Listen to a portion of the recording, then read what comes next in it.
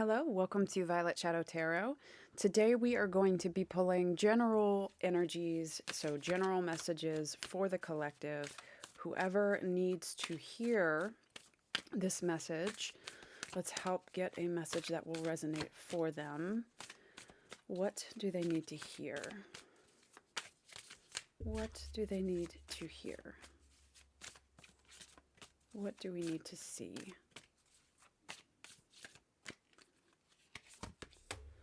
Shelter. So this says spiritual growth, revival, accountability, and healing. All right. What else do we need to see?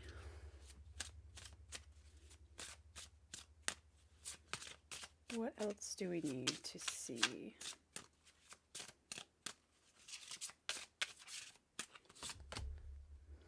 Depth, lake. Okay. Let's pull some more oracles before we get into the tarot. So shelter, lake,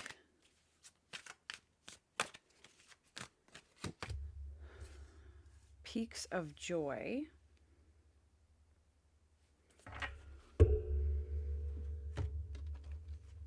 and what else do we need to see?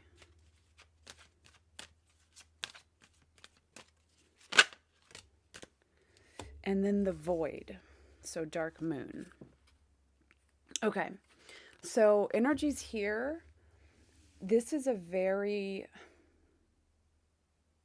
we have energies that are very water, very emotional, like here. When you talk about the void and then the lake, it's making me feel like I'm going to bluntly say, when I was pulling these two cards, I felt there's like a bit of despair in here. And so I think that with the peaks of joy, when that card came out and then it followed by the void card, it kind of made sense that we're talking about something that almost made is a situation where it's almost like you were feeling like you were drowning. You were feeling like it was hard to hold your head above water, and you're seeking something that brings you the joy to be able to pull out of everything. But these right here, they're very dark cards in terms of, looking very deeply into something and feeling something very deeply. And so I'm going to pull some tarot to kind of go into what this looks like a little bit more in depth. But I do think that it's kind of a situation where it felt deep and you're looking for a place to feel safe, or you're looking for something to help you feel more of good energy instead of like the bad energy, whatever feels like it's pulling you down. This is a situation that's been rough for you. So let me go ahead and start pulling some tarot. Let's see what we have. What does this collective need to see? What does this collective need to see? We are going to be pulling for past energies. So let's see what comes out. So past energies here. We have transformation that was in reverse, and then the 10 of water, which is the 10 of cups. So in the past, it almost feels like it's almost like there's something like blocking or keeping something from happening that would actually be very good for you, or this is the way that you've been feeling. Seeking the 10 of cups with, again, we talked about how there was a lot of water energy, a lot of deep energy. The 10 of water, this is the 10 of cups here, and this is something that's, you can talk about fulfillment and emotional, like healthy emotional ways of being able to operate. But I think that something kind of got in the way of that. The transformation card, this is the death card, but it's in reverse. So it's like an ending of something. There was something extremely stressful that was affecting the way that you were able to get your Ten of Cups. Um, but when we talk about the Death card in reverse, one of the important things to do is to like see things as a blessing. So there's something that we need to get to the bottom of in here, that can help you learn how to get to the Ten of Cups. So let's keep going and let's see what we're going to be looking at for like current energies for you.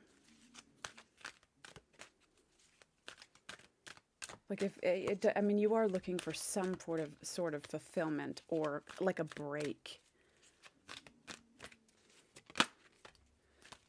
All right, so we have the King of Wands in reverse. Current energies. And then the Page of Wands. So we have the King of Swords in reverse, and then we have the Page of Wands. So with the King of Swords in reverse, I don't know if you have felt like you, in a way, have caused this on yourself. I'm getting some vibes where you might be, or other people have made you feel like you're holding yourself back or things are your fault. But I see you I see almost like as a fight back from this. So if we are talking about somebody putting like an unreasonable amount of pressure on you to make you feel bad, or that has made you doubt yourself, or that has made you just be like held down in some way. I feel like maybe you're able to see that more, or you're figuring out some way that is what has happened.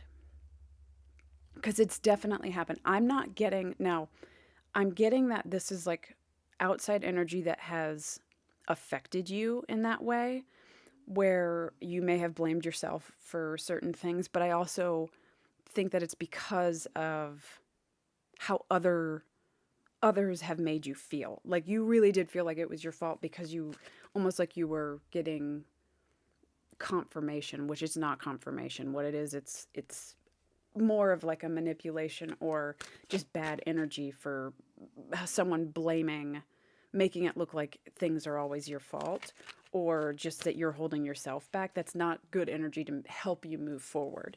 So I feel like with the Page of Wands, it's almost like you either, I don't know if you voiced that or you figured this out for yourself, or you're in the process of doing this, but it's like a step to move forward.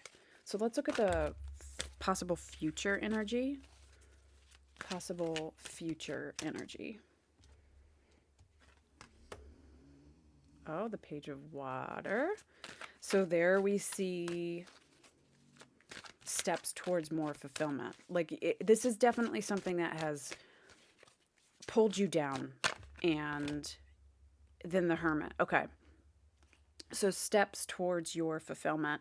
And again, kind of going inside of you to try to find how you can help yourself out there. And I really truly do believe that how other people you may have had to disconnect from other people who make you feel bad, or just trying to get away from that energy and not believe them anymore, or working on that voice in your head, if that voice is still in your head, so that you don't believe that anymore and you're able to get out of it. So here we see progress, and here we see the steps that is needing to be taken to be able to get away from this. So that is huge. It's huge. So the bottom of the deck right here, we have the Seven of Fire, which is the Seven of Wands. And this is making me feel like, again, you can talk about doubt here. You can talk about struggling with communication, or struggling, like feeling like nobody is listening, or some sort of disruption in that way. And you can also talk about like an overwhelming, it's causing like overwhelming anxiety. So I do think, again, that this does have to do with others. This does have to do with how you've been affected by something outside of you, and trying to heal from that. So let's go ahead and pull some, we need some advice. So I do ask for some advice. What can this collective hear for advice? All right, the Five of Wands. All right. The Messenger of Water, which is the Knight of Water. I mean, the Knight of Cups, excuse me.